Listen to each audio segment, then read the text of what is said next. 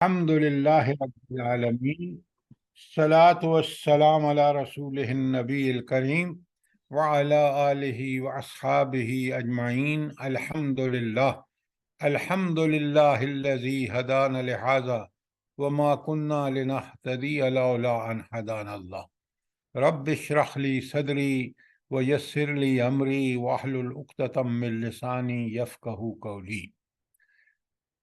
हमने 2 दिन जो पहले लगाए हैं इस पे कि पूरा पस मंज़र मदीना हिजरत, मक्के से मदीने की हिजरत, फिर जंगे बदर तक के पूरे वाक़यात कि नबी करीम सल्लल्लाहु अलैहि वसल्लम ने मदीने पहुंचकर किस तरह हिकमत से काम लेते हुए और उस माशरे को उन उसूलों पर खड़ा कर दिया कि मदीना एक इस्लामी रियासत बन गई और नबी करीम सल्लल्लाहु अलैहि वसल्लम को उस रियासत का हुक्मरान कानूनन तस्लीम कर लिया गया। यहूद को भी किस तरह उस मुआहदे के अंदर शामिल करके और मदीने को हमेशा के लिए सिक्योर कर लिया गया, उसकी हिफाजत का पूरा बंदोबस्त। क्यों? कि इसलिए कि वो काफिर जो नबी करीम सल्लल्लाहु अलैहि वसल्लम के मक्के में कत्ल के दरपे थे, वो कभी भी मदीने जैसी जो लोकेशन है जहाँ पे उनको गुजर होता है तजारत के लिए, वो कभी नबी करीम सल्लल्लाहु अलैहि वसल्लम को वहाँ जमने नहीं देंगे। अब ये बातें आप अपने सामने रखें और आज आप देखेंगे कि हमें किस तरह ये सूरह अनफाल समझ आती है और इसमें हमारे लिए और इस्लामी हुकूमतों के लिए, जिहाद करने वालों के लिए किस कदर हिदायत और अहकामात है। आप ज़रा अल्लाह का तबसरा सुनिए। आपने अपने मुल्क में भी जंगों पर पता नहीं तराने और वाहियात गाने पता नहीं क्या क्या सुनते रहे हैं, लेकिन रब्बुल आलमीन किस तरह तबसरा करते हैं जब एक जंग इस्लाम और इस्लामी निज़ाम के लिए लड़ी जाती है। बड़े गौर से देखिए, आप हमारे लिए बड़े उसमें सबक और इबरतें हैं। बिस्मिल्लाहिर्रहमानिर्रहीम। बड़े गौर से सुनिए, जहां आपको समझ ना आए सवाल कीजिए। यसअलूनका अनिल अनफाल, ये आपसे अनफाल के बारे में सवाल करते हैं। अच्छा, अनफाल है क्या, पहले इसको समझ लें ताकि फिर आप पूरी बात हमें समझ आए। इनफाल जमा है नफल की। इनफाल किसकी जमा है? नफल की। और ये नफल का मतलब क्या होता है? वो जो हक या वाजिब जो आपके ऊपर है उससे जायद हो। ये नफल जो हम पढ़ते हैं, ये नफल जायद हैं। फर्ज तो फराइज में तो फर्ज दाखिल है या सुन्नतों की ताकीद है। तो अब ये जो वहाँ माले गनीमत है, उसको अल्लाह ताला क्या फरमा रहे हैं? ये आपका हक नहीं है, ये वाजिब नहीं है आप पर, लेकिन ये चीज जो है ये अल्लाह ताला का एहसान है जो आप पर जायद अल्लाह ताला ने कर दी है। कि फतह तो दी थी, ऐसी फतह दी कि जिसने हवा का रुख बदल दिया। जैसे अभी आप देख रहे हैं कि मुजाहिदीन फलस्तीन ने पूरी दुनिया का नक्शा बदल दिया। वो जो धाक बैठी हुई थी इसराइल की, जिसके लिए वो अपने टैक्टिक से यहूदी अमेरिका की पूरी सियासत को काबू में लिए हुए थे, मगरब उनके पुष्प पे था और ऐसा लग रहा था कि अब चंद दिन की बात है, सऊदीया भी और दीगर मुसलमान ममालिक सारे के सारे उनके सामने सरेंडर कर देंगे। अल्लाह ताला ने मुट्ठी भर मुजाहिदीन को उठाया और उनकी टेक्नोलॉजी, उनकी सुपीरियरिटी जो उन्होंने अपने भरम पर कायम कर रखी थी, अल्लाह ताला के फजल व करम से तबाह बर्बाद हो गई। और आप देखेंगे कि इसका नतीजा क्या होगा। दुनिया की पूरी सियासत आप देखेंगे बदलेगी। लिहाजा जंग बदर के वक्त भी अब ये अनफाल का मसला खड़ा क्यों हुआ, इसको भी समझना है। हुआ ये कि ये पहली जंग थी बाकायदा। जो देखें ना, सराया छोटे मोटे थे और उसमें भी आपने देखा तो अल्लाह रब्बुल आलमीन ने यहां ये बात बड़ी क्लियरली बता दी कि जो भी माले गनीमत है پہلے تو ہر چیز کا مالک اللہ تعالیٰ ہے خود، اور جب اللہ تعالیٰ ہر چیز کا مالک ہے تو پھر اللہ ہی کا کو حق ہے، ہر بات کا اللہ تعالیٰ کو حق ہے، لیکن یہاں تو خاص کر کیونکہ اللہ کا مال ہے، پوری کائنات اللہ کی ہے، تو اس مال کا فیصلہ اور اس مال کا کہ کیا تقسیم ہوگا وہ اللہ کا حق ہے۔ یہ انفال ہے، یہ تمہارے لیے اللہ کا فضل ہے جو فاضل تمہیں مل رہا ہے، لہذا اس کے بارے میں تمہیں بہت سوال کرنے کی ضرورت نہیں ہے۔ یہ تھی بات یسألونک عن الانفال۔ اب اگر کوئی بات سمجھ نہیں آئی تو یہاں پوچھیں۔ اب اس کا فیصلہ آگے بتا دیا، قل الانفال للہ والرسول، لہذا یہ جو تمہیں جنگ میں فتح ملی اور جو تمہیں مال غنیمت ملا ہے، یہ دراصل یہ اللہ اور اس کے رسول کا مال ہے۔ تو پھر تمہیں کیا کرنا چاہیے؟ بڑے غور سے دیکھیے، سب سے پہلی ہدایت، تم اس کی فکر میں لگ گئے ہو مال غنیمت اور کس کو ملے گا، لڑنے والے کو ملے گا یا حصہ کون سے والے کو کتنا ملے گا، یہ تمہارا کام نہیں ہے، یہ اللہ کا فضل ہے تم پر، اور اس کا فیصلہ بھی اللہ خود کرے گا جس طرح اور چیزوں کا کرتا ہے۔ تمہیں کس بات کی فکر ہونی چاہیے؟ ذرا غور کریں، پہلی ہدایت وَاتَّقُوا اللَّهَ، لہذا تمہیں کو کرنے کا کام ہے، تمہیں اللہ کا تقوی اختیار کرنا چاہیے، نیکیوں کی طرف جلدی کرنی چاہیے، برائیوں سے مکمل اجتناب کرنا چاہیے، یہ ہے تمہارا کرنے کا کام۔ ہمیں کسی جنگ کے بعد یہ بتایا گیا کہ اللہ کا شکر ادا کرو اور اللہ کا تقوی اختیار کرو۔ او پتہ نہیں کیا گندے گانے، گندے۔ یہ ہے ایک اسلامی جنگ اور ایک دنیا کے لیے نام و نمود کے لیے، شہرت کے لیے، اپنے ڈنک کے بجانے کے لیے جھوٹے ہم یہ سارے کام کرتے ہیں۔ سر جی، اور وہ بھی عورتوں کی آواز میں گانے۔ وہ اب میں اس لیے نہیں کہہ رہا تھا کہ نور جہان کے گانے، تو اب اس لیے اللہ تعالی ہمیں دیکھیں، آپ قرآن کو دیکھیں، آپ اللہ رب العالمین کے فرامین کے دیکھیں، سبحان اللہ سبحان اللہ، کیا بات ہے۔ فَاتَّقُوا اللَّهَ، انسانوں کا کیا کام ہے؟ وہ تقوی اختیار کریں، وہ اللہ سے ڈرتے ہوئے، اللہ کی عظمتوں کا احساس کرتے ہوئے، اللہ تعالیٰ کی ربوبیت کو سامنے رکھتے ہوئے اس کو حاکم، خالق اور مالک مان کر زندگی اس کے احکامات کے مطابق گزاریں، جس سے منع کیا ہے رک جائیں۔ یہ ہے تمہارا کرنے کا کام۔ تم کن چکروں میں پڑ گئے ہو کہ یہ مال غنیمت کیسے تقسیم ہوگا، کس کو کتنا ملے گا، فلاں فلاں فلاں۔ ذرا دیکھیں کوزے میں دریا کیسے بند کر دیا رب العالمین، سبحان اللہ۔ اور فرمایا وَأَصْلِحُوا ذَاتَ بَيْنِكُمْ، اور آپس کے تعلقات کو درست کرو۔ معاشرتی استحکام کب آئے گا؟ جب مسلمانوں کے تعلقات آپس میں ٹھیک ہوں گے، اور وہ تعلقات کس کی بنیاد پر ہوں گے؟ حقوق العباد کی بنیاد پر، جو اللہ نے بتائے ہیں اس کے مطابق کرو۔ تمہیں تو فکر اس کی ہونی چاہیے۔ تو پہلی بات کہی فَاتَّقُوا اللَّهَ، تقوی کی روش پہ چلو۔ نمبر 2 وَأَصْلِحُوا ذَاتَ بَيْنَكُمْ، اور دوسری بات کیا کرو کہ آپس کے تعلقات کو ٹھیک کرو، تاکہ تم دشمن کو ایک سیسا پلائی ہوئی دیوار بن کر ان سے مقابلہ کرو۔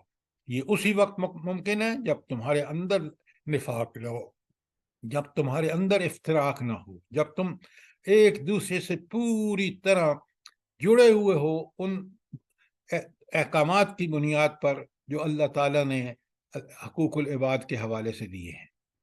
ذرا غور کیجئے کتنی بڑی نصیحتیں ہیں۔ اور پھر فرمایا وَأَطِیعُوا اللَّهَ وَرَسُولَهُ، تمہارا کرنے کا کام کیا ہے؟ تم تو کرو اللہ اور اس کے رسول کی اطاعت، کہ جس کے دوسری جگہ اللہ تعالیٰ کہتے ہیں نا کہ جب اللہ تعالیٰ تمہیں اللہ اور اس کا رسول بنائے تو فوراً اس پہ لبیک کہو۔ کیوں؟ اسی میں تمہارے لیے زندگی ہے۔ جب اللہ اور اس کے رسول کی اطاعت سے ہٹو گے تم حیوانوں سے بدتر ہوگے۔ اپنے ملک کو دیکھ لیں، آج مسلمانوں کو دیکھ لیں، تو یہ کتنی بڑی ہدایت ہے. نمبر 3 وَأَطِیعُوا اللَّهَ وَرَسُولَهُ إِن كُنتُم مُؤْمِنِینَ. اس کا کیا مطلب ہے کہ اگر واقعی تم مومن ہو تو اس کا کیا مطلب ہے؟ یہاں یہ لفظ جو آئے آیت کے آخر میں کیا مطلب ہے اس کا؟ یہ ہے فہم قرآن. اللہ سے ڈرنے والے ہو. چھوڑیں، آپ بالکل آدھی بات کرتے ہیں. سر یہ ہے نا جو اطاعت کرو اللہ اور رسول کے. اگر تم مومن ہو تم 3 اللہ اور کام رسول کرو، کی 3 کام کرو، آیت کے اندر رہیں. کون سے کام؟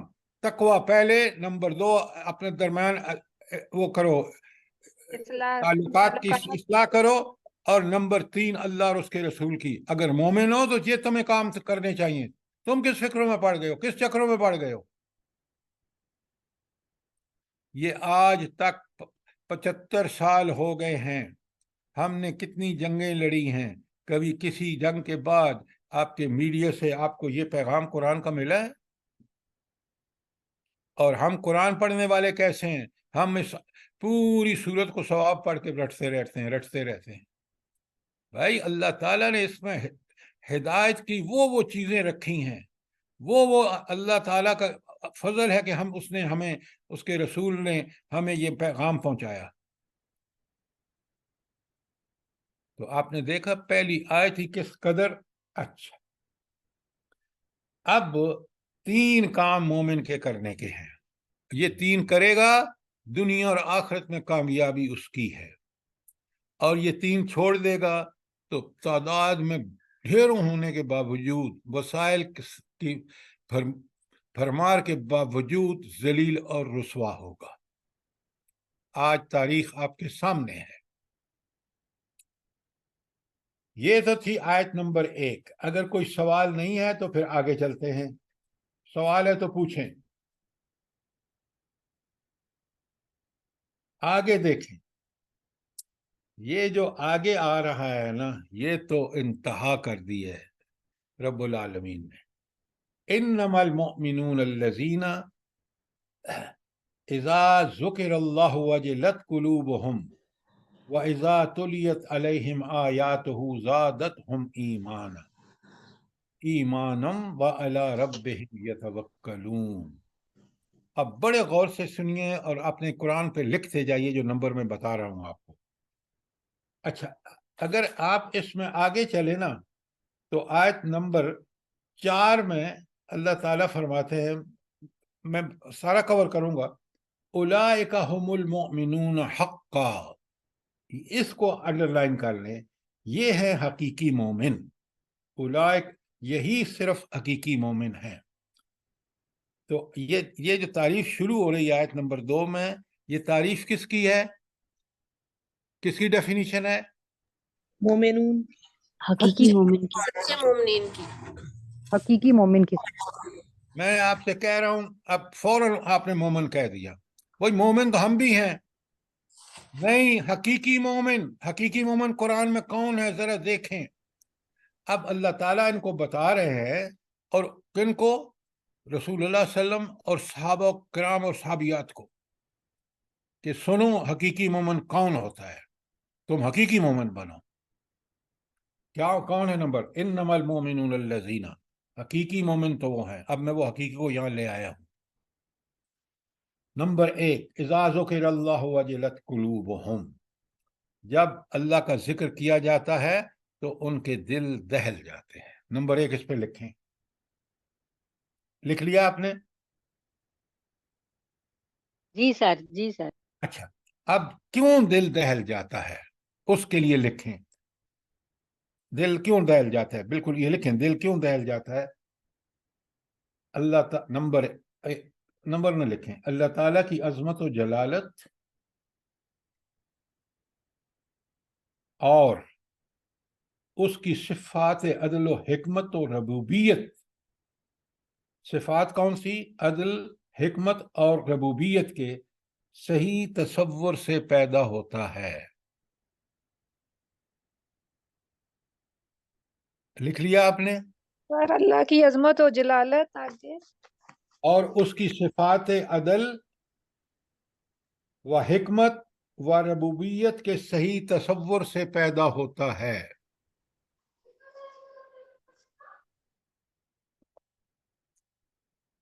اب میں کھولتا ہوں کیونکہ یہ بار بار آتا ہے اللہ کا خوف.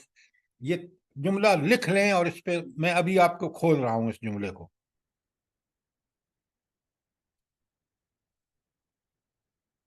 لکھ لیا آپ نے؟ جی سر لکھیے. اچھا اب ذرا غور سے اس بات کو سنیں. سب سے کائنات میں عظمت اور جلالت اور شان والی ہستی کون سی ہے؟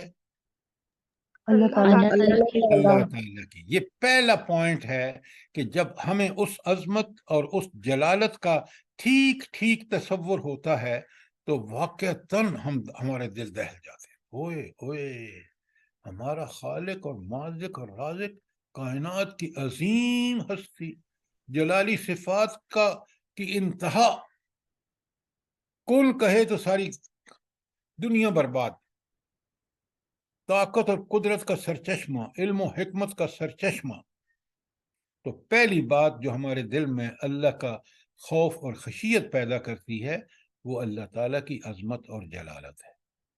پہلی بات. دوسری بات،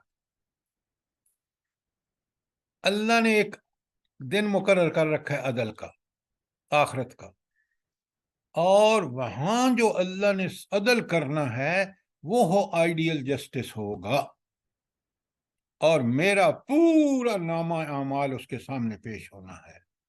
مجھے کوئی وہاں ہیلپ نہیں ملے گی، نہ کوئی میرا پشتیبان ہوگا، نہ میری کوئی سفارش ہوگی، نہ میرے پاس ذرائع اور وسائل ہوں گے کہ دے دلا کے چھوٹ جاؤں. آیت الکرسی میں آپ یہی پڑھتے ہیں اگر سمجھ کے پڑھیں تو.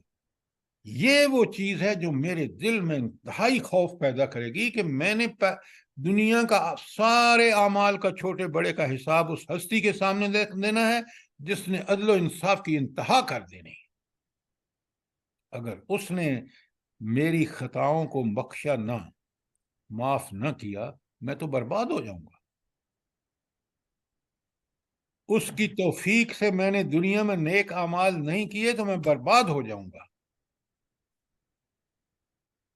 یہ ہے ان صفات الہی کا جن کی وجہ سے میں اس اللہ سے ڈروں کہ میں نے اس اللہ کے سامنے پیش ہونا. اور تیسری اور آخری بات، وہ میرا رب ہے. ربوبیت کا لفظ میں نے آپ کو لکھوایا ہے. وہ میرا رب ہے، مجھے پالتا پوستا، میرے ہر حال کی نگرانی کرنے والا، میرا مالک، میرا آقا وہی ہے. یہ ہیں وہ صفات. اگر اس کا ٹھیک تصور مجھے ہو تو میں پھر اللہ سے کی ذکر سے خوف زدہ ہو جاؤں گا، اور اس خوف کے نتیجے میں نیکیاں کروں گا اور برائی سے بچوں گا. پھر تو میرے دل میں خوف ہے. یہ ہے اذا ذکر اللہ وجلت قلوبہم کا مفہوم. اب سوال کریے اگر بات سمجھ نہیں آئی تو.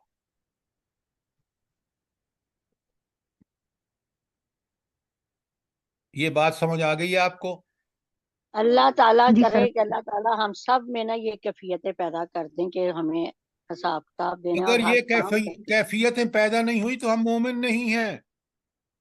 جو شخص اللہ کی عظمت، جلالت، ربوبیت اور اس کی صفات آخرت میں جو ہمارے اپلائی ہوں گی اس کا قائل نہیں ہے، وہ مومن نہیں ہے، بھلے سے اس کا نام عبداللہ ہو.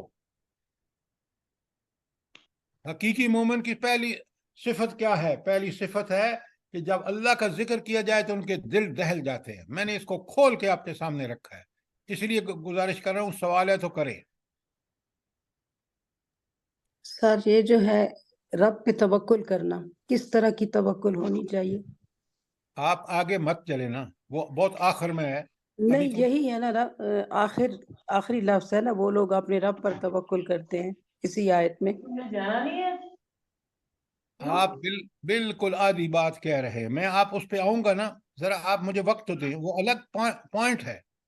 ٹھیک ہے ٹھیک ہے، جزاک اللہ. اچھا، وَإِذَا تُلِيَتْ عَلَيْهِمْ آيَاتُهُ. اچھا پہلی نمبر آپ نے لکھ لیا، اذا ذکر اللہ وجلت قلوبہم، نمبر 1. نمبر 2، وَإِذَا تُلِيَتْ عَلَيْهِمْ آيَاتُهُ زَادَتْهُمْ ایمانا. جب قرآن کی آیات ان کے سامنے تلاوت کی جاتی ہیں ان کا ایمان بڑھ جاتا ہے. نمبر 2. اچھا پہلے تو مجھے یہ بتائیں کہ ایمان بڑھنا کا مطلب کیا ہے؟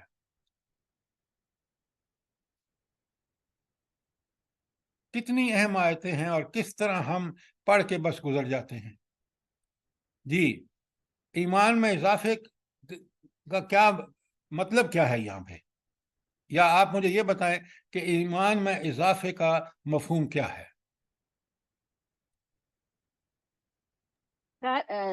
سر وہ اللہ اور اللہ کے رسول کی سنتوں پر عمل کرنے کو خود بخود بس پھر دل بس کرتا بس بس بس بس آپ بالکل ایسا جواب دیتے ہیں جو بہت انڈائریکٹ ہوتا ہے. ڈائریکٹ جواب.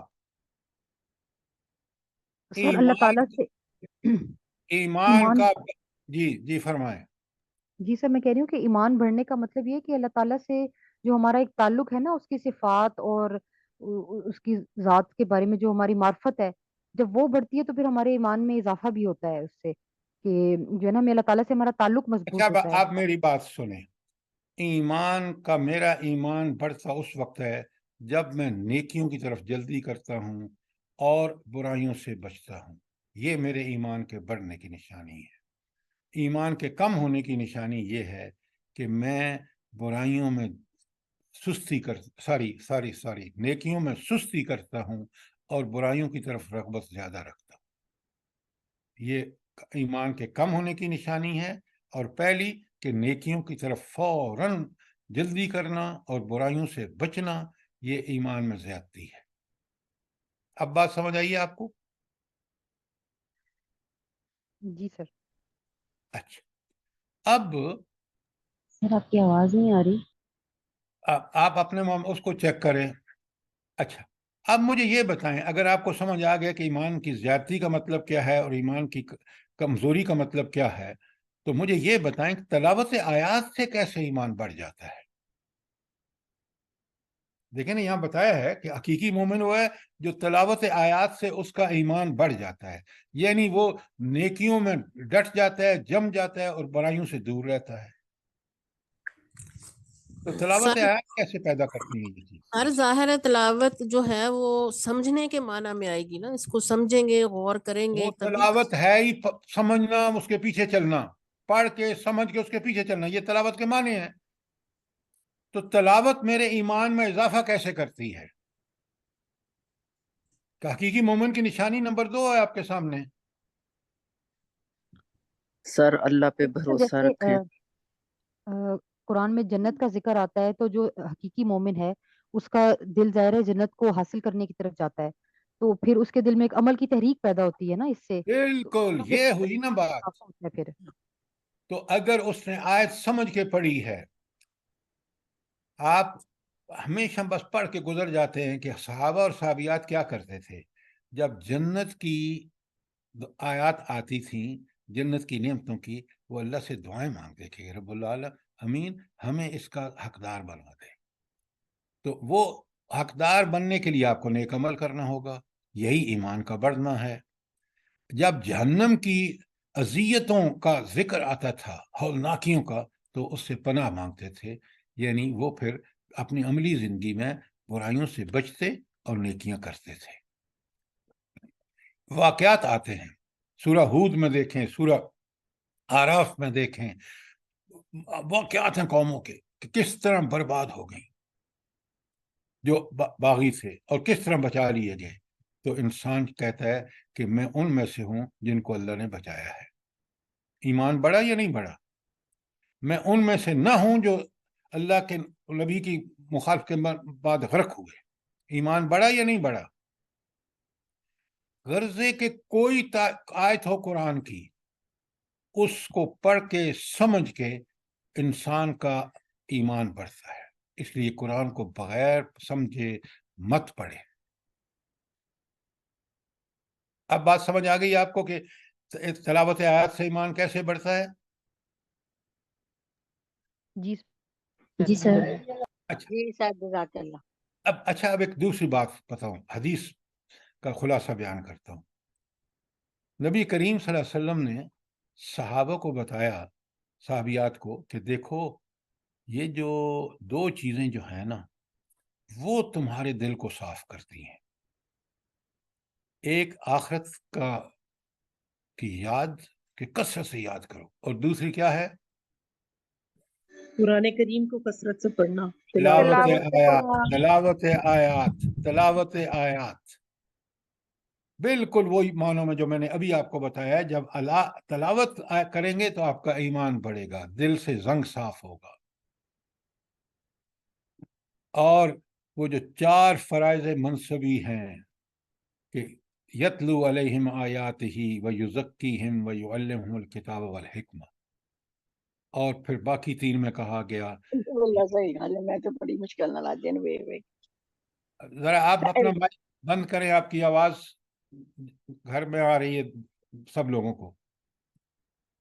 اچھا، بڑی ایک تلاوت یاد کرنے بتائیے، اور دوسری کون سا پوائنٹ بتایا؟ 2 چیزیں۔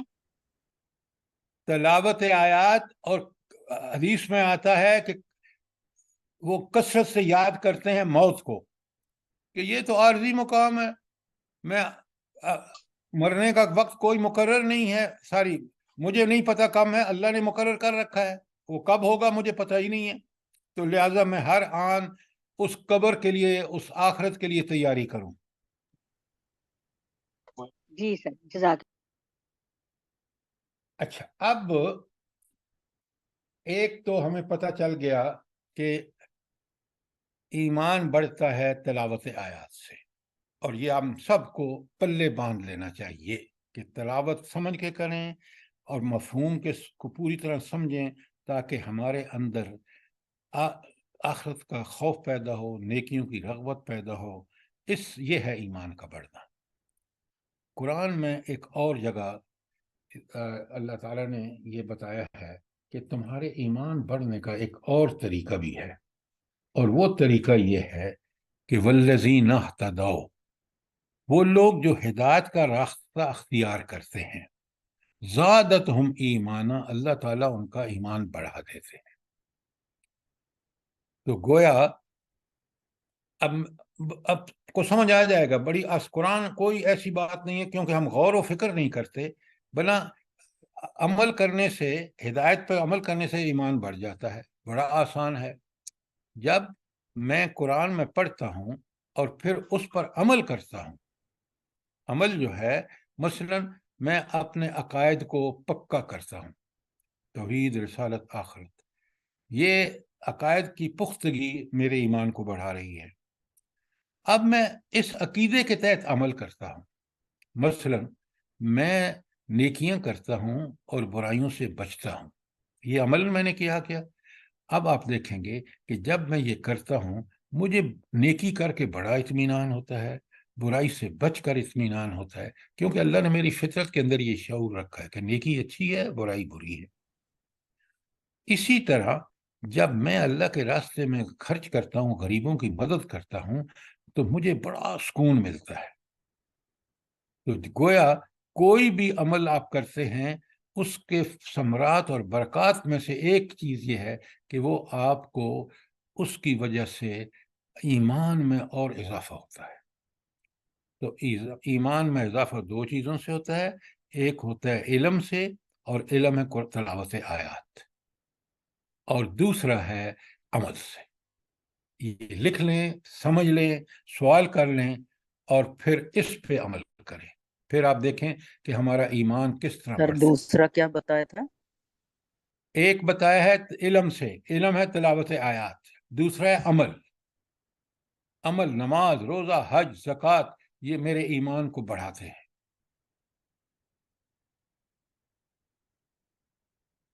ٹھیک ہو گیا؟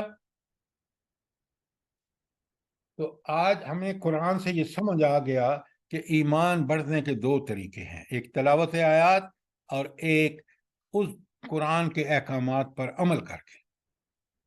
تیسری بات، وَعَلَىٰ رَبِّهِمْ يَتَوَكَّلُونَ، کہ وہ کیا کرتے ہیں؟ اپنے رب پر توکل کرتے ہیں۔ لوگوں، آپ دیکھو اس پہ کہ توکل کیا ہے، وہ آپ کو افغانستان میں ملے گا، وہ آپ کو فلسطین کے جدید نئے تازہ واقعے سے ملے گا۔ جو اسباب کے غلام ہے نا، وہ امریکہ کے بھی غلام ہے، آپ مسلمانوں کو دیکھ لیں، جو اللہ کے غلام ہیں ان کو اسباب پہ نہیں، ان کو توکل اللہ پر ہے، وہ دنیا میں بھی کامیاب۔ امریکہ کو انہوں نے شکست دی ہے۔ اسرائیل کی ٹیکنالوجی، اسرائیل کا علم، اسرائیل کی سائنس میں دسترس دنیا میں سب سے زیادہ ہے۔ وجہ یہ ہے کہ یونیورسٹیز کو فنڈ وہ دیتے ہیں، بڑے بڑے پروفیسر اکثر یہودی ہیں، جو نہیں ہیں وہ بھی یہودی پرست ہے، اور دنیا اس کے سامنے سجدہ ریز تھی۔ امریکہ ہو، یورپ ہو، دبئی کو آپ دیکھ رہے ہیں، ہفتے کی کوئی 1200 فلائٹ ہے، ریکگنائز کر لیا ہے۔ سعودیہ کرنے جا رہا تھا، اور بہت سارے مسلمان لائن میں لگے ہوئے تھے۔ مجاہدین نے ایسا ننگا کر دیا ان کو کہ آج وہ خود اپنے وجود کو برقرار رکھنے کے لیے تڑپ رہے ہیں۔ یہ ہے ان کا توکل رب پر تھا، ان کا تکبر ان کا اسباب پر ہے یقین۔ تو دیکھ لیں، کائنات دیکھ لے، تاریخ دیکھ لے کہ اللہ ہی کا توکل جو ہے وہ بندے کو کامیاب اور کامران کرتا ہے۔ آپ اسی آیت میں، اسی صورت میں دیکھ لیں، سورہ انفال میں دیکھ لیں، نبی کریم صلی اللہ علیہ وسلم میں نے پوری تفصیل سے بتایا کس قسم پرسی کی حالت میں مکے سے نکلتے ہیں۔ قتل کا منصوبہ ایگزیکیوٹ ہونے جا رہا ہے، وہی شخص مدینے میں آ کے اللہ تعالیٰ پہ توکل ہے، ایک اسلامی ریاست، اس کے لیے سارے اسباب آپ نے دیکھے، کس طرح اس کو کن بنیادوں پر کھڑا کیا، وہ سارا 2 دن میں نے آپ کو بتایا۔ یہ ہے اللہ پر توکل۔ بات سمجھ آ گئی آپ کو؟ جی سر۔ جی سر۔ جی سر۔ اچھا، اب یہاں میں پھر سمری بیان کر دوں حقیقی مومن کی نشانیاں، تاکہ ہم اس آئینے میں اپنی شکل دیکھیں، چھوڑیں دوسروں کو۔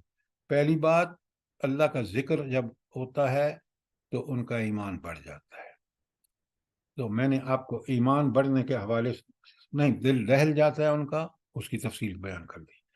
نمبر 2، جب اللہ کی آیات تلاوت کی جاتی ہیں تو ان کا ایمان بڑھ جاتا ہے، اس کو بھی میں نے سمجھا دیا آپ کو، اور بتایا کہ قرآن میں دوسری جگہ بتایا ہے کہ ایک تو تلاوت آیات سے ایمان بڑھتا ہے، دوسرا قرآنی احکامات پر عمل کر کے انسان کو اطمینان نصیب ہوتا ہے، اس کا ایمان اور بڑھ جاتا ہے۔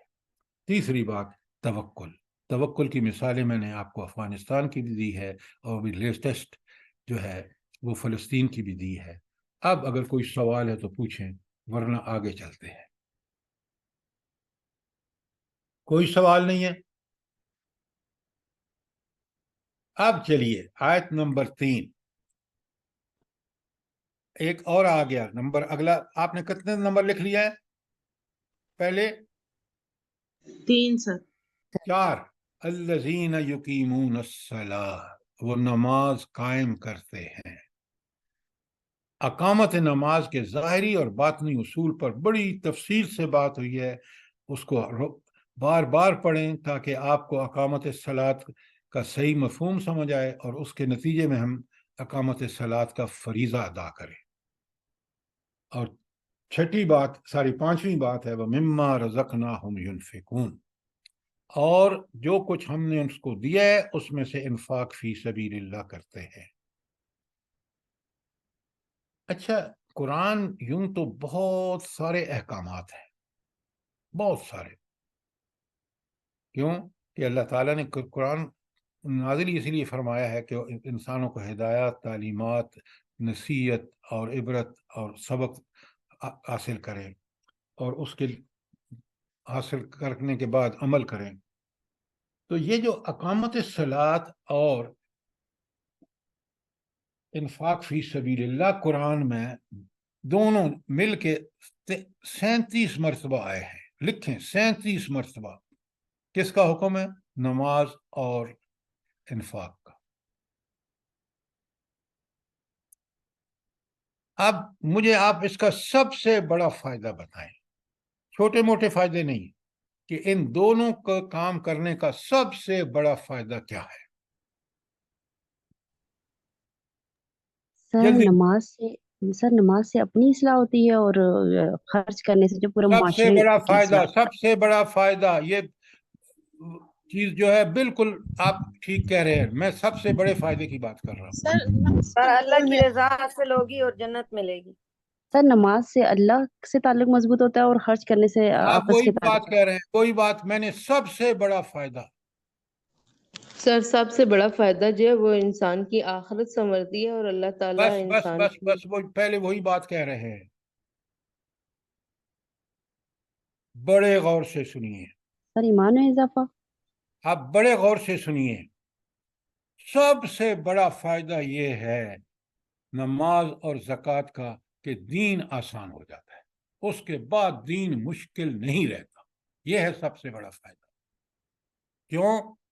آپ کا نفس پہ کنٹرول نماز کی وجہ سے، سب سے پسندیدہ مال پر اللہ کے راستے میں خرچ کرنے کے بعد آپ کے لیے دین پہ عمل کرنا آسان. یہ ہے سب سے بڑا فائدہ. میں عمل کروں گا تو یہ جنت بھی مجھے ملے گی، دنیا میں بھی. تو یہ نماز کو اقامت اور انفاق فی سبیل اللہ in true sense and spirit کرنے کے بعد مومن کے لیے دین جیسی نظام پر عمل کرنا انتہائی آسان ہو جاتا ہے. 5 وقت آپ اللہ سے دعائیں مانگتے ہیں، اخلاص سے اقامت صلاۃ کرتے ہیں. یہ ہے سب سے بڑا فائدہ. اب بات سمجھ آئیے آپ کو؟ جی سر. لب جی سر لباب کو پہنچے. اینڈ ریزلٹ کیا ہے؟ جی اینڈ سر. ریزلٹ یہ ہے کہ میں یہ 2 کام کروں گا، میرے لیے دین پر عمل کرنا آسان. جب دین پر عمل کروں گا پھر میں جنت کا حقدار بنوں گا. دنیا میں مجھے اللہ کا سب کچھ ڈیپینڈ کرتا ہے. اس کا بنیاد ہے ایمان، اقامت صلاۃ اور انفاق فی سبیل اللہ. اس لیے یہاں اس کو کہہ کر باقی نیک اعمال کو چھوڑ دیا گیا. کیوں؟ وہ خود بخود وجود میں آئیں گے. جب یہ وجود میں آئیں گے نماز اور انفاق فی سبیل اللہ، اقامت نماز، اور پھر باقی سارے اعمال آسانی سے ہو جائیں گے. اگر یہ نہیں ہے کوئی عمل وجود میں ڈھنگ سے نہیں آ سکتا. بتائیں اگر آپ کو اس میں کوئی شک ہے تو سوال کریں.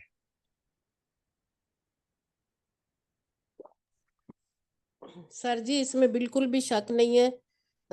ہم یہ کام کر رہے ہیں تو ہم نے دیکھا کہ جو لوگ خرچ کرنا جانتے ہیں نا وہ ہمارے ساتھ بڑے آسانی سے چل پڑتے ہیں، کیونکہ انہیں نہیں اس بات پہ ہوتا ہے کہ ہمارا وقت خرچ ہوگا، ہمارے گھر خرچ ہوں گے، اور بڑی آسانی سے اور بڑی خوشی سے وہ لوگ آ جاتے ہیں. اور جو کنجوس ہیں وہ کسی صورت نہیں آنے کو تیار ہوتے.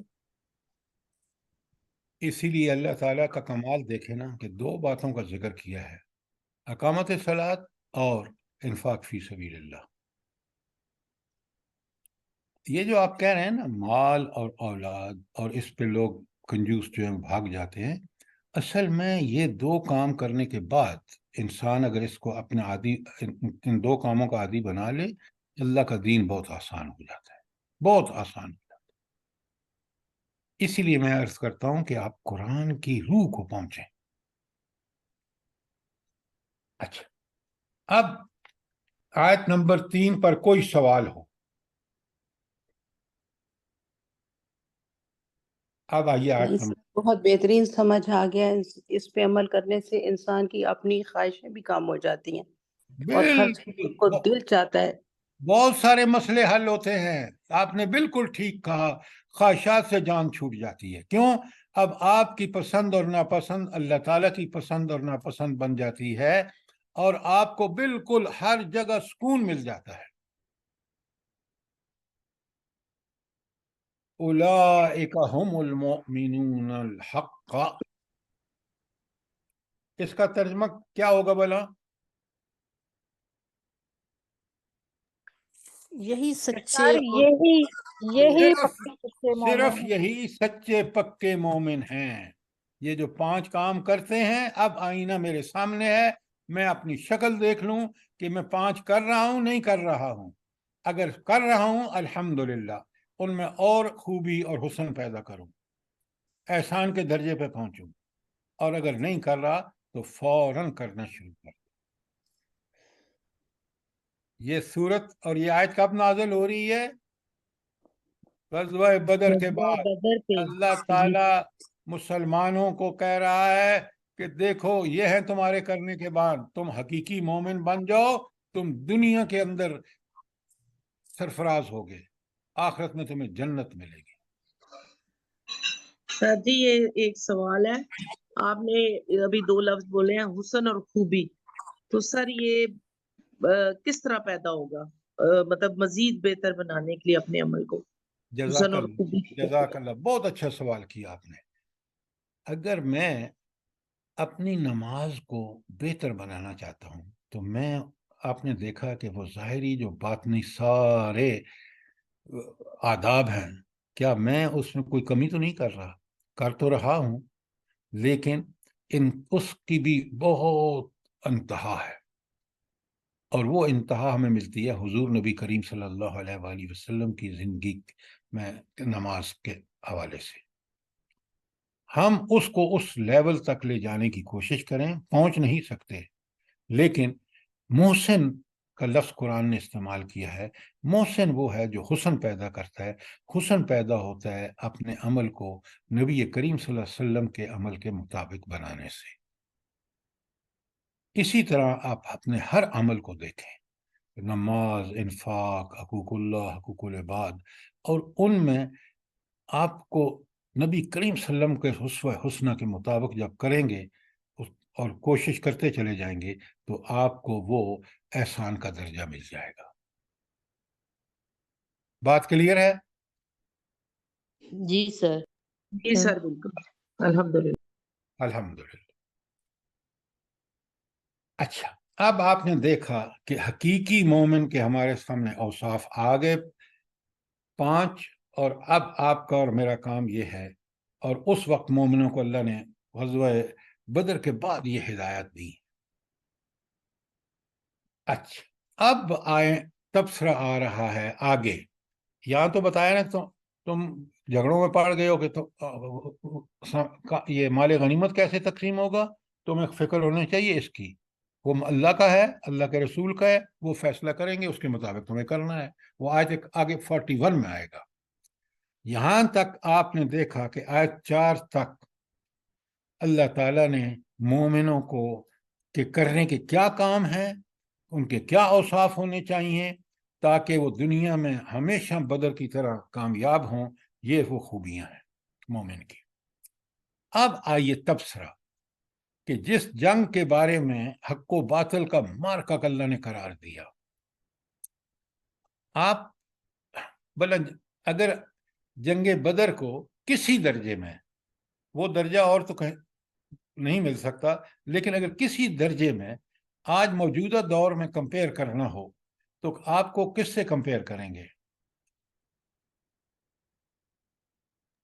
سر افغانستان جو اتنی جنگ جیتا ہے اس سے امریکہ سے، اور تمام ہی ممالک مل گئے تھے، اور وہ اکیلا تھا، اور اللہ تعالیٰ نے غزوہ بدر جیسی ہی ان کو فتح دی ہے، کیونکہ ان کا ایمان اور توکل اللہ پر تھا۔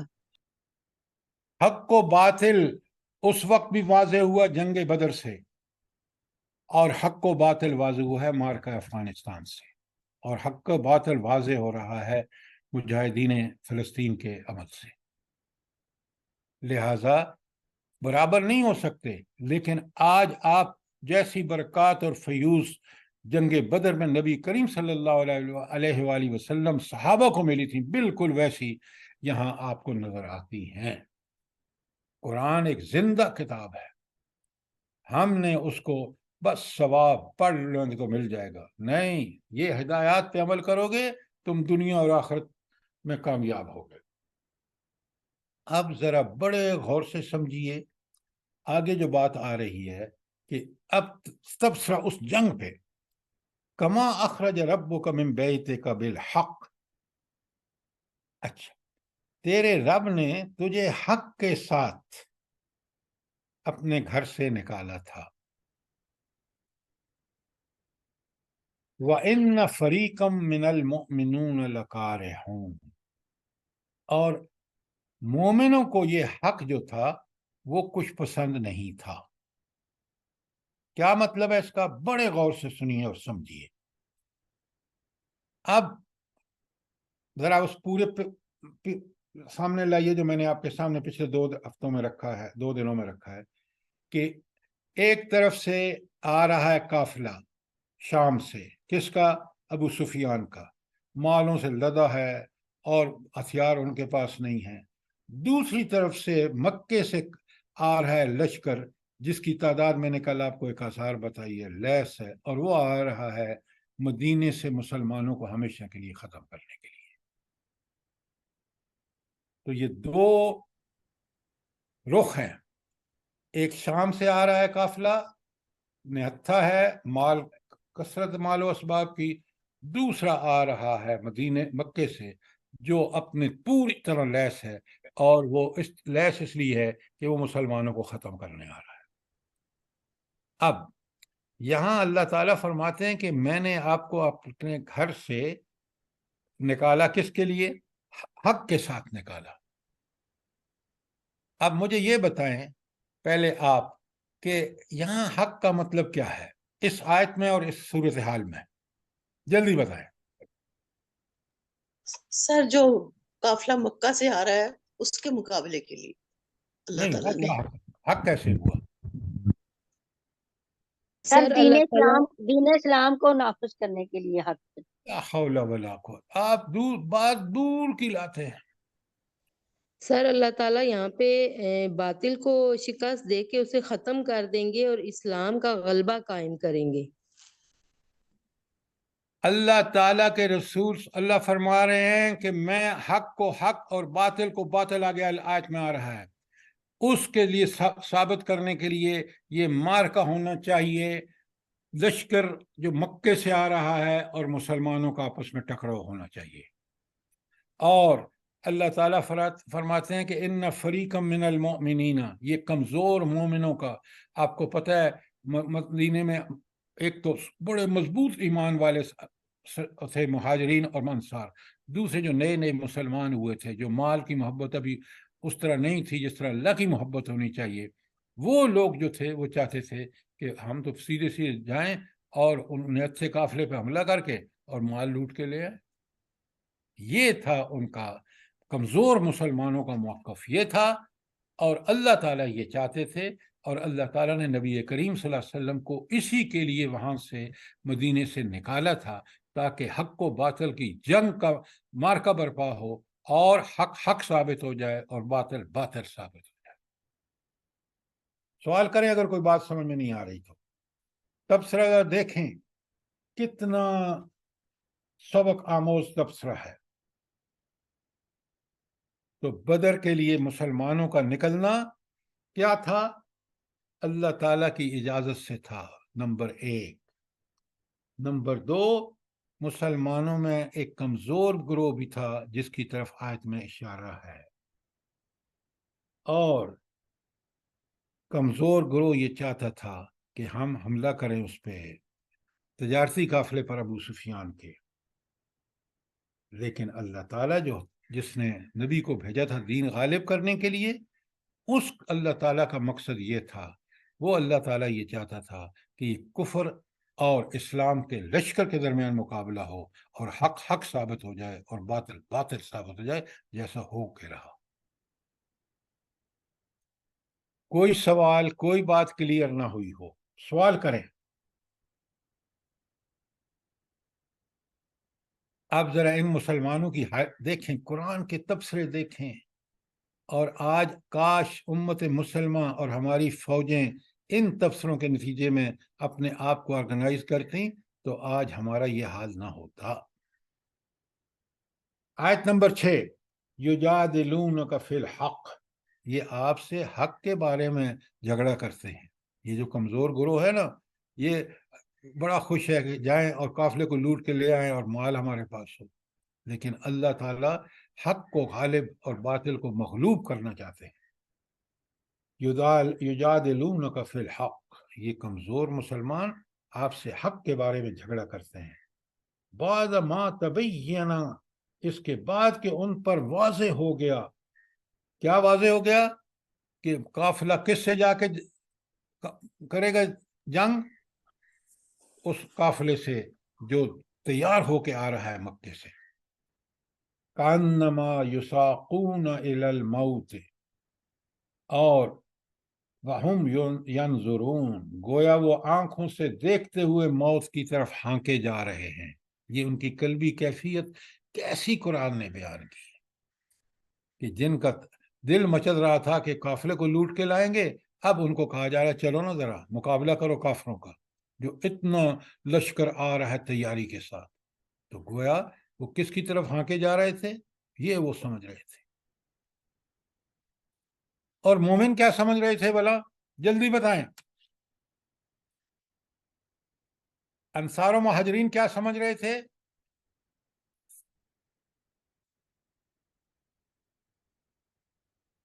सर उन्हें उनके असल अंदर कामयाबी जंग में नजर आ रही थी सर।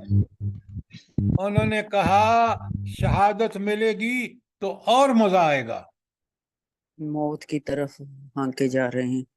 और ये कमजोर लोग हैं, वो लोग जिनकी मैं बात कर रहा हूं वो पक्के सच्चे मोमिन हैं। वो कहते हैं कि अगर मुकाबला हो तो कुफर से हो, ताकि हम अपनी जान पेश करके अपने रब के सामने क़यामत के दिन सुरखरू हों।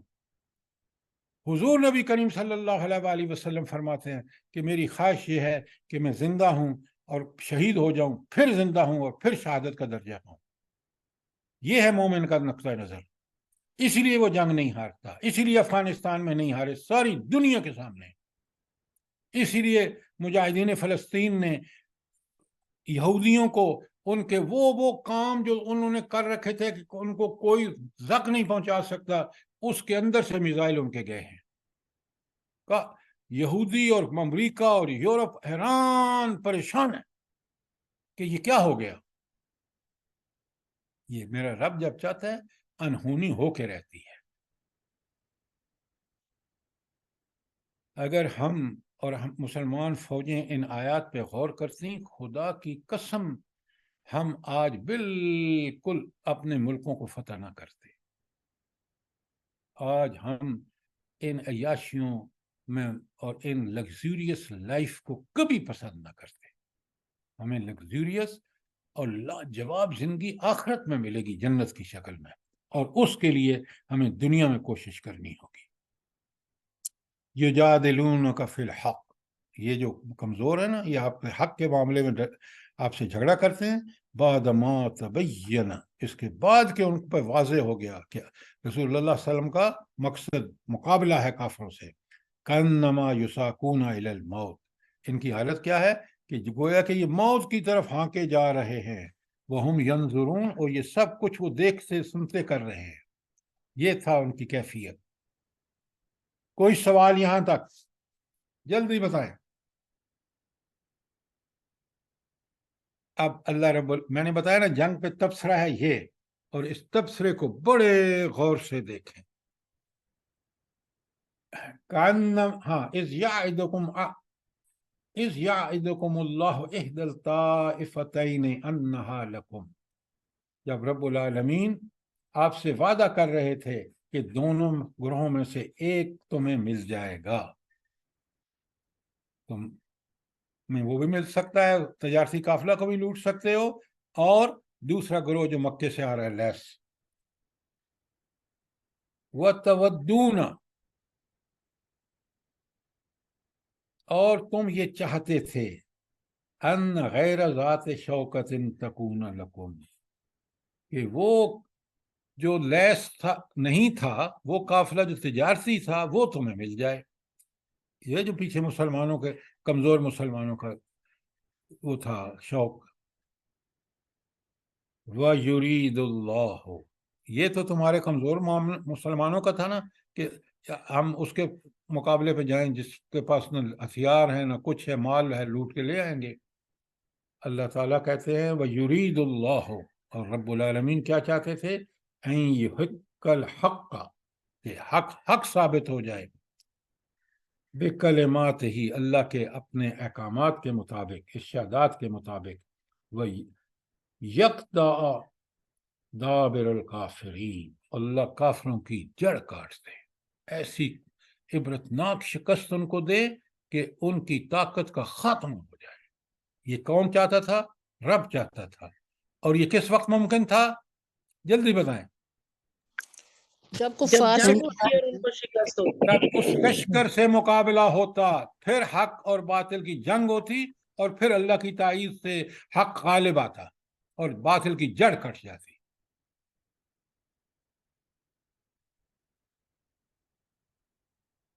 आयत 8 में बिल्कुल क्लियर कर दिया, ली हक कल हक का, ताकि हक हक साबित हो जाए, वह युब्तिल बातिला, और बातिल बातिल होकर मिट जाए, वल्लाहु कारिहल मुजरिमून, चाहे मुजरिमों को कितना ही, काफिरों को कितना ही ये नागवार गुजरे, अल्लाह करके रहेगा, अल्लाह नबी करीम सल्लल्लाहु अलैहि वसल्लम के हाथों से होके रहेगा, हक हक साबित होगा, गालिब आएगा, बातिल मगलूब होकर खत्म हो जाएगा।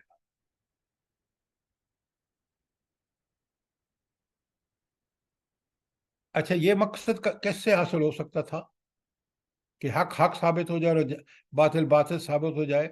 इसके लिए फिर क्या करना होगा उन हालात में जो जिस नबी करीम सल्लल्लाहु अलैहि वसल्लम के दरपेश थे? सर कुफर का मुकाबला करना था।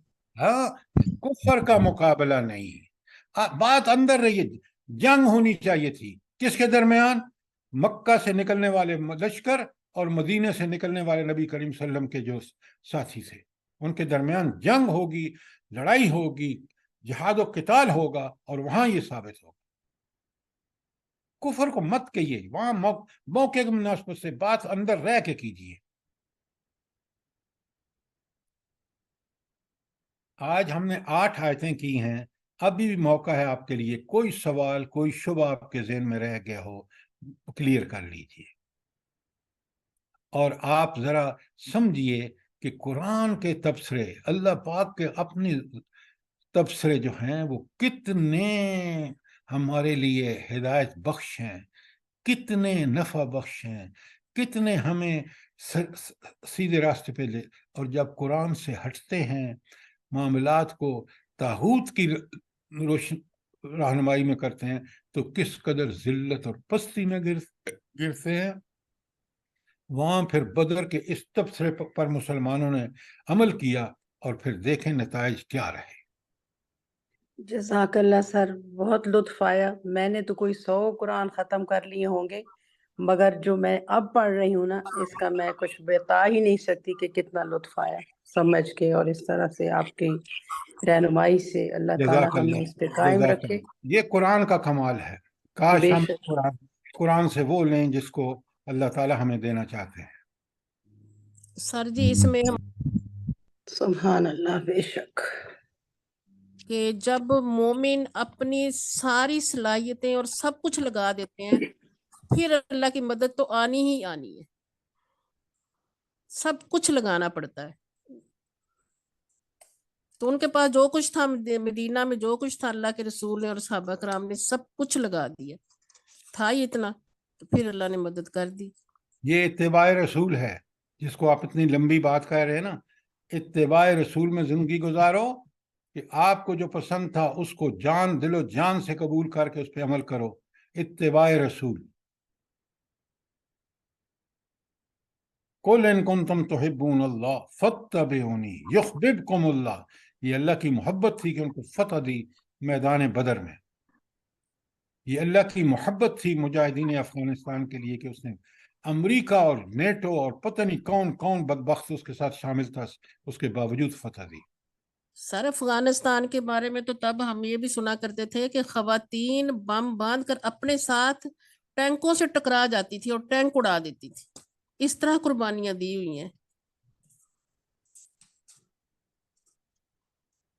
खवातीन के बारे में आया करता था उस वक्त। वो ये जो बात आप कह रहे हैं ना, असल बात ये है कि जिहाद मर्दों का काम है। औरतें कमाल की सपोर्ट दे सकती हैं, मुजाहिदीन की परवरिश करें, वो कमाल है उनका, उसमें उन्होंने कमाल दिखा दिया। ये जो बात आप कह रहे हैं ना, ये बात औरतों पर फर्ज नहीं है, बात को एग्जेजरेट ना किया करें। सर उस वक्त हालात ऐसे थे ना, मतलब कि खवातीन भी पीछे नहीं हटी थी उस वक्त। भाई मैंने बताया ना, जो काम उन्होंने किया वो कोई औरत कर नहीं सकती। ये बम बांध के लेटने वाली जो बात है, ये बात ठीक नहीं है। सर उन्होंने मुजाहिदीन पैदा किए। हाँ, ये है, उन्होंने अपनी गोदों में उन लोगों को पाला जिन्होंने बातन के सामने हथियार नहीं डाले। ये है कमाल उनका। कोई सवाल हो प्लीज, क्योंकि बड़ा क्लियरली इसको समझें। कुरान इतनी बड़ी नेमत है, अल्लाह ताला की नेमत उज़्मा है। आप देखें, पहली जंग पे तबसरा है। इस तबसरे के मुताबिक जब माशरा इन हिदायत पर अमल करके आगे बढ़ा तो उस माशरे ने दुनिया की बुराइयों को मिटा के रख दिया।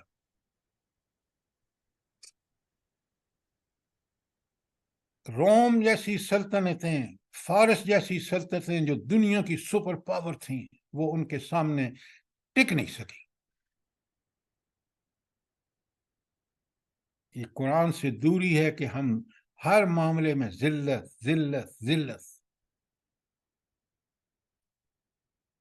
आप अगर ये रब के कमाल देखें, चीज़ों को ज़रा आप देखें कि जो हस्ती कंट्रोल कर रही है, ये जो वाक़या हुआ है फ़लस्तीन का, इससे पहले आपको पता है कि इंसान, हर आदमी, बड़ी बड़ी डिग्रियों वाले, बस जी अमेरिका नाकाबिल शिकस्त है, ये यहूदी नाकाबिल शिकस्त है, इसलिए चुप करके सारे मुसलमान सजदा रेज हो जाएं हुकूमतें। अल्लाह अकबर अल्लाह।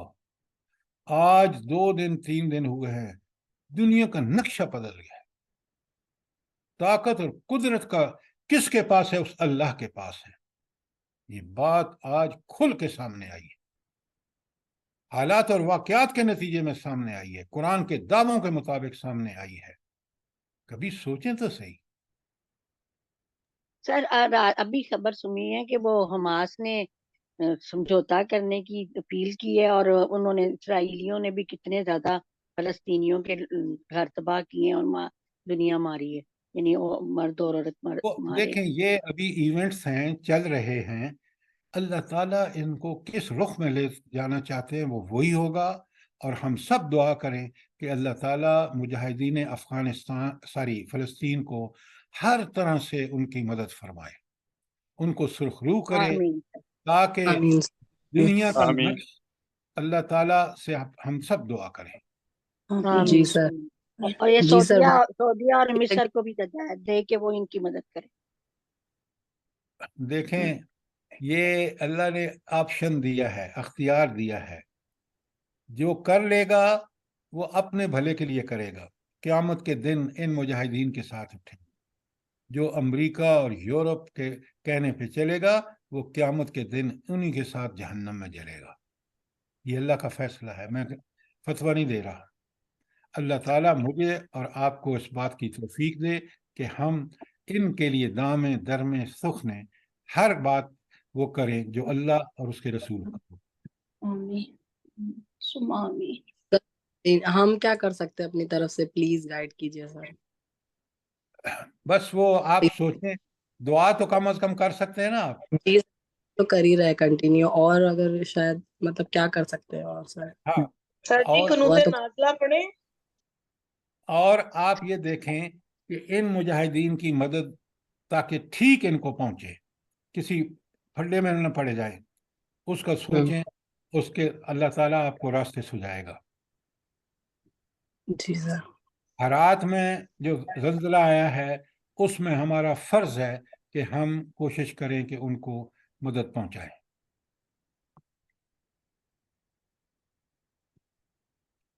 सुब्हान रब्बिक रब्बिल इज़्ज़ति अम्मा यसिफ़ून वस्सलामुन अलल मुरसलीन वल्हम्दुलिल्लाहि रब्बिल आलमीन।